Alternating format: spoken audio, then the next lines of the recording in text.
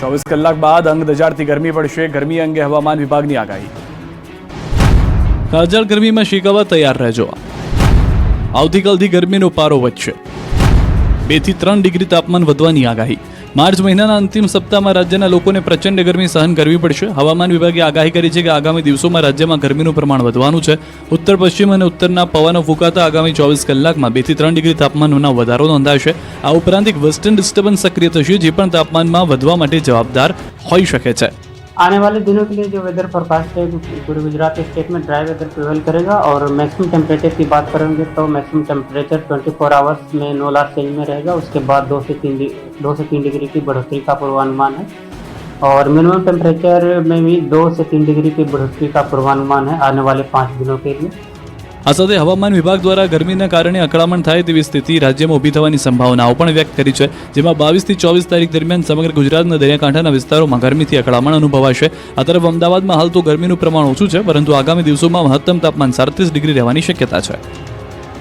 અમરેલીના વઢેરા ગામે સિંહણ કૂવામાં ખાબકી તો ગોધરામાં દીપડો પાંજરે પુરાયો.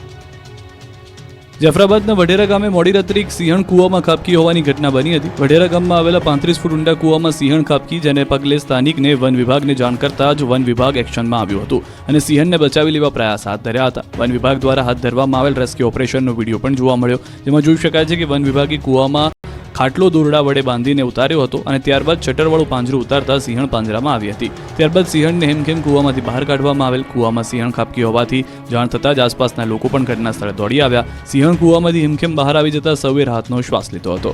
આ તરફ ગોધરાના ચંચોપા ગામમાં દીપડો પાંજરે પુરાવ. તાજેતરમાં દીપડાએ ધોળા દિવસે રહેણાંક વિસ્તાર નજીક એક યુવક પર હુમલો કરી સામાન્ય ઈજાઓ પહોંચાડી હતી. દીપડા દ્વારા કરાયેલા હુમલાની ઘટનાને લઈને રહીશોમાં પણ ભય ફેલાયો, જો કે વન વિભાગ, નેચર હેલ્થ ફાઉન્ડેશન અને ડિઝાસ્ટર ટીમે દીપડાને પાંજરે રેસ્ક્યુ હાથ ધર્યું હતું. ત્યારે આખરે મોડી રાત્રે દીપડાને પાંજરે પૂરવામાં વન વિભાગને સફળતા મળી. હાઈવેના નાળામાં છુપાઈ રહેલો દીપડો પાંજરે પુરાતા ગ્રામજનોએ રાહતનો શ્વાસ લીધો હતો. ભર ઉનાળે ઉનામાં સર્જાઈ યુરિયા ખાતરની અછત. ગીર સોમનાથના ખેડૂતો પરેશાન. આ દ્રશ્યો છે ગીર સોમનાથ જિલ્લાના સૌથી મોટા ઉના તાલુકાના, જ્યાં ખેડૂતો લાંબી કતારોમાં ઉભા જોવા મળી રહ્યા છે. જો કે આ કતાર કોઈ આધાર કાર્ડ કે 7-12 કે 8 ની નકલ કાઢવા માટે ઉભેલા ખેડૂતોની નથી, પરંતુ આ ઉના તાલુકાના ખેડૂતોને ઉનાળાના ખાતર ન મળતું હોવાને કારણે લાંબી કતારોમાં ઉભા જોવા મળી રહ્યા છે. ખેડૂતોના મતે 5-7 દિવસથી દરરોજ આ જ કામ કરીએ છીએ. સવાર પડે ને ઉઠીને ત્યારે મનમાં એક જ સવાલ થાય કે યુરિયા ખાતર ક્યાં મળશે. જો કે આખો દિવસ કતારમાં ઉભા રહેવા છતાં ખાતર મળવાની કોઈ જ ખાતરી નથી.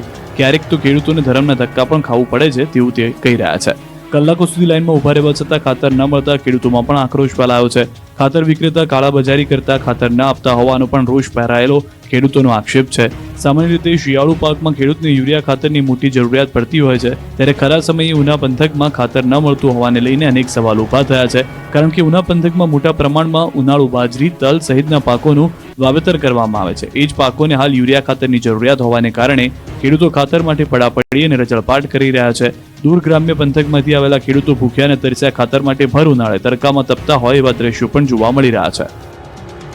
ખંભાતના દરિયાકાંઠામાં ભેખડો ધસી પડી. પાલિકા તંત્રે લગાવ્યું ભયસૂચક બોર્ડ. ખંભાતના રાધારી વિસ્તાર નજીક દરિયાના પાણી પહોંચ્યા અને માટીની ભેખડો ધસવા લાગી. ખંભાતના અખાતના કાંઠે કંઈક આ રીતે ભેખડો ધસી રહી છે. દરિયાના સતત મોજાના કારણે પહેલા કોતરો સર્જાય છે અને બાદમાં એ કોતરો ધસી પડે છે. રાધારી વિસ્તારમાં દરિયો અગાઉ 6 થી 7 કિલોમીટર દૂર હતો, જેથી દરિયાના પાણી જોવા માટે ત્યાં સુધી જવું પડતું હતું.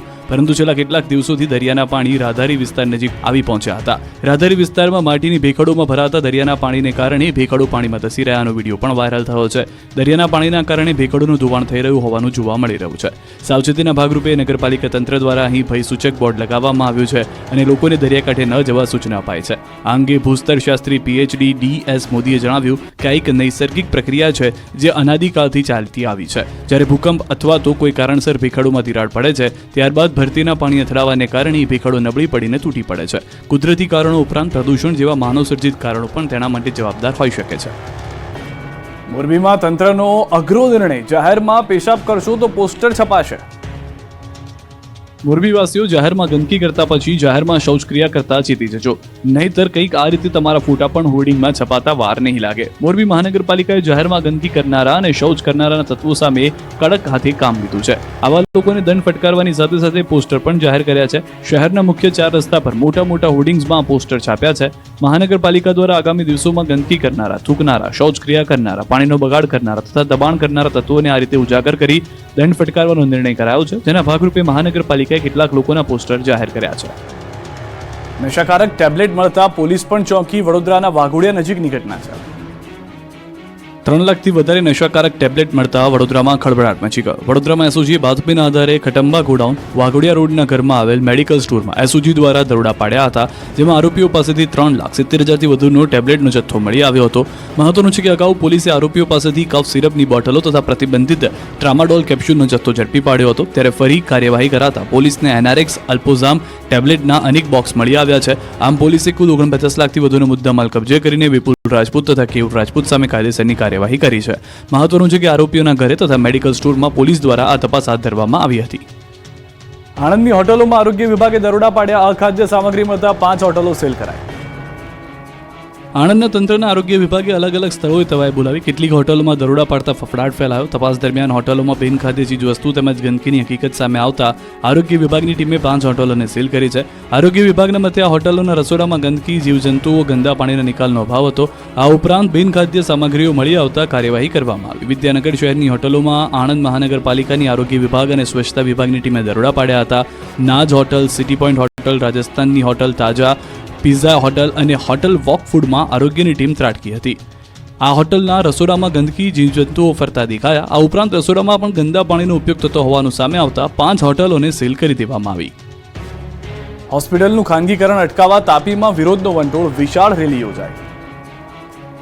આજે 21 માર્ચ વિશ્વ વન દિવસ નિમિત્તે તાપીમાં વિશાળ રેલી યોજાઈ. જંગલો અને જીવનને ખાનગીકરણ દ્વારા થઈ રહેલ નુકસાન તેમજ હોસ્પિટલોના ખાનગીકરણ અંગે ચિંતા કરીને રેલી અને જાહેર સભાનું આયોજન કરાયું. તાપી જિલ્લાની જીવાદોરી સમાન વ્યારા રેફરલ હોસ્પિટલ અને નવી મેડિકલ કોલેજનું ખાનગીકરણ થતું અટકાવવા વ્યારા ખાતે આ કાર્યક્રમ યોજાયો. મહત્વનું છે કે વ્યારાની એકમાત્ર રેફરલ હોસ્પિટલના ખાનગીકરણ મુદ્દે 3 માર્ચથી આદિવાસીઓ દ્વારા ધરણા પ્રદર્શન ચાલી રહ્યા છે, જે મુદ્દે આજ દિન સુધી તંત્ર દ્વારા કોઈ તસદી ન લેવાતા વ્યારા નગરમાં રેલી યોજી આદિવાસીઓ દ્વારા જાહેર સભાનું આયોજન કરાયું. રેલીમાં મોટી સંખ્યામાં લોકો ઉમટી પડ્યા હતા. મહત્વનું છે કે વ્યારા રેફરલ હોસ્પિટલમાં ખાનગીકરણ મુદ્દે છેલ્લા 1.5-2 વર્ષથી જિલ્લાભરમાંથી વિરોધનો સૂર સતત ઉઠી રહ્યો છે. તેમ છતાં તંત્ર દ્વારા વ્યારા હોસ્પિટલનું ખાનગીકરણ નહીં થાય તેવી લેખિત બાંહેધરી આપવામાં નથી આવી, જેથી વ્યારા હોસ્પિટલ ખાનગી કંપનીને સોંપવામાં આવે તેવો ભય આદિવાસી સમાજમાં ફેલાયેલો છે. અને જ્યાં સુધી સરકાર દ્વારા લેખિત બાંહેધરી આપવામાં ન આવે ત્યાં સુધી આદિવાસીઓની સરકાર સામે લડત ચાલુ રહેશે અને કોઈ કાળે વ્યારા રેફરલ હોસ્પિટલનું ખાનગીકરણ થવા નહીં દેવામાં આવે તેઓ તેના માટે મક્કમ છે. ગીર સોમનાથમાં ખરીદાયેલી તુવેર 8 દિવસે રિજેક્ટ થઈ, ખેડૂત ધુઆપુઆ થયા. ટેકાના ભાવે ખરીદેલી તુવેર 8 દિવસે રિજેક્ટ થતા ખેડૂતોને હેરાનગતિનો સામનો કરવો પડ્યો. ટેકાના ભાવે તુવેરની ખરીદી થાય, તોલ થયા બાદ તુવેર ગોડાઉનમાં પહોંચી જાય અને 8 દિવસ બાદ તે તુવેર રિજેક્ટ કરીને ખેડૂતને પરત કરવામાં આવે. આવી ઘટના સંભવતઃ ઇતિહાસમાં પહેલીવાર બની છે. ગીર સોમનાથના પ્રાંસલી માર્કેટિંગ યાર્ડમાં ટેકાના ભાવે તુવેર વેચનાર ખેડૂત દીપક કંસરિયાએ આ દાવો કર્યો છે, જેમાં 8 દિવસે તુવેર રિજેક્ટ થયાનું કહેવાય રહ્યું છે. ટેકાના ભાવે વેચાણ માટે ખેડૂતો જણસી ભરીને આવે ત્યારે ધારાધોરણ પ્રમાણે તેના સેમ્પલનું પરીક્ષણ થાય છે અને જો જણસી માપદંડ પ્રમાણે ન હોય તો રિજેક્ટ થાય એવા કિસ્સા બને છે. પરંતુ 8 દિવસ બાદ આ રીતે જણસી રિજેક્ટ કેવી રીતે થઈ શકે એ મોટો સવાલ છે. ગુજકો માસોલના અધિકારીનું કહેવું છે કે માપદંડ પ્રમાણે તુવેરની ગુણવત્તા ન હોવાથી રિજેક્ટ કરાય છે. જો કે માપદંડની ખબર છે કે તુવેર ગોડાઉને પહોંચી ગઈ ત્યારે કેમ પડી એ સવાલ ગંભીર છે. હવે ખેડૂતને તુવેર ભરી જવાનું કહ્યું છે એટલે ખેડૂતે ભાડા અને મજૂરીના ખોટા ખર્ચા કરવાનો વારો આવ્યો છે. ખેડૂતોએ વાવેલા બટાકા ખેતરોમાં રજળ્યા. બનાસકાંઠામાં કોલ્ડ સ્ટોરેજમાં જગ્યા ન હોવાની બૂમ. બનાસકાંઠા જિલ્લાના ખેડૂતોએ મહા મહેનતે વાવેલા બટેકા ખેતરોમાં રજળી રહ્યા છે, કારણ કે કોલ્ડ સ્ટોરેજમાં બટાકા રાખવાની જગ્યા જ નથી. ચાલુ વર્ષે મોંઘા બિયારણો અને ખાતર લાવી ખેડૂતોએ બટાટાનું મોટા પ્રમાણમાં વાવેતર કર્યું અને આ વર્ષે બટેકાના પાકને વાતાવરણ અનુકૂળ આવતા ઉત્પાદન પણ મોટા પ્રમાણમાં થયું હતું. પરંતુ જ્યારે બટાકા કોલ્ડ સ્ટોરેજમાં મૂકવાનો સમય આવ્યો ત્યારે કોલ્ડ સ્ટોરેજમાં બટાકા મૂકવાની કેપેસિટી ન હોવાને કારણે ખેડૂતોને હાલાકી ભોગવવાનો વારો આવ્યો છે. ખેડૂતોના બટેટા ખેતરોમાં જ રજળી રહ્યા છે. ખેડૂતોનું કહેવું છે કે કોલ્ડ સ્ટોરેજમાં સંચાલકો વેપારીઓના બટેટાનો સંગ્રહ કરી મનમાની કરી કરી રહ્યા છે. સરકાર દ્વારા કોલ્ડ સ્ટોરેજ સંચાલકો સામે યોગ્ય પગલાં લેવામાં આવે તેવી ખેડૂતોની માંગ છે. બીજી તરફ કોલ્ડ સ્ટોરેજના સંચાલકોનું કહેવું છે કે બટેટાના કોલ્ડ સ્ટોરેજના સંગ્રહને લઈને રાજનીતિ કરાઈ રહી છે. હાલ 1 કરોડ બટેકાના કટ્ટા કંપનીના કોલ્ડ સ્ટોરેજમાં આવ્યા છે. સારા ભાવ સાથે ખેડૂતોને કંપનીએ વાવેતર કરાવ્યું હતું. જો કંપની દ્વારા 1 કરોડ કટ્ટાનું વાવેતર ન કરાવાયું હોત તો બટેકાને રોડ પર ફેંકવાની સ્થિતિ આવી હોત. આ તરફ સાંસદ જ્ઞાનીબેન ઠાકોરે રાજ્યના કૃષિમંત્રી રાઘવજી પટેલને પત્ર લખીને રજૂઆત કરી કે બનાસકાંઠા જિલ્લામાં જે 225 જેટલા કોલ્ડ સ્ટોરેજ આવેલા છે તે તમામ કોલ્ડ સ્ટોરેજના સંચાલકો અત્યારે ખેડૂતોના બટેટા સંગ્રહ કરવાને બદલે વેપારીઓના બટેટાનો સંગ્રહ કરી રહ્યા છે, જેથી ખેડૂતોને કોલ્ડ સ્ટોરેજમાં બટાકા રાખવાની જગ્યા નથી. ખેડૂતો સાથે અન્યાય થતો હોવાનો પણ તેઓએ આક્ષેપ કર્યો. સ્થિતિ એટલી હદે ખરાબ કે રસ્તાના સળિયા બહાર નીકળી ગયા. તાપીના સોનગઢનો રસ્તો બિસ્માર. તાપીના સોનગઢથી હિંદલાથી ઉમરદાને જોડતો રસ્તો છેલ્લા 3 વર્ષથી બિસ્માર હાલતમાં છે. રસ્તા પર દેખાઈ રહેલા સળિયા અને ભ્રષ્ટાચારના બેનમૂન નમૂના છે. હિંદલા અને ઉમરાદને જોડતા રસ્તા ઘણા સમયથી ઉબડખાબડ હોવાથી વાહન ચાલકો ત્રાહિમામ પોકારી ઉઠ્યા છે. રોજે રોજ અહીંથી પસાર થતા વાહન ચાલકો ભારે મુશ્કેલી વેઠી રહ્યા છે. આ રસ્તો જિલ્લા મથક વ્યારા તરફ જવા માટે શોર્ટકટ હોવાથી સ્થાનિકો મોટાભાગે વ્યારા તરફ જવા આવવા માટે આ રસ્તાનો ઉપયોગ કરે છે. સાથે જ ખેડૂતો પણ મોટાભાગે આ જ માર્ગે ચાલવાનું પસંદ કરે છે. પરંતુ રસ્તાની હાલત અતિ ગંભીર હોવાને કારણે અકસ્માતનો ભય સતત સતાવે છે. મહત્વનું છે કે આ રોડ 2017-18માં બનાવવામાં આવ્યો હતો, પરંતુ થોડા જ વર્ષોમાં તે ભંગાર બની ગયો અને સળિયા પણ બહાર આવી ગયા, જેની આજ સુધી મરામત કરવામાં આવી નથી. તે આ રસ્તા પર વહેલી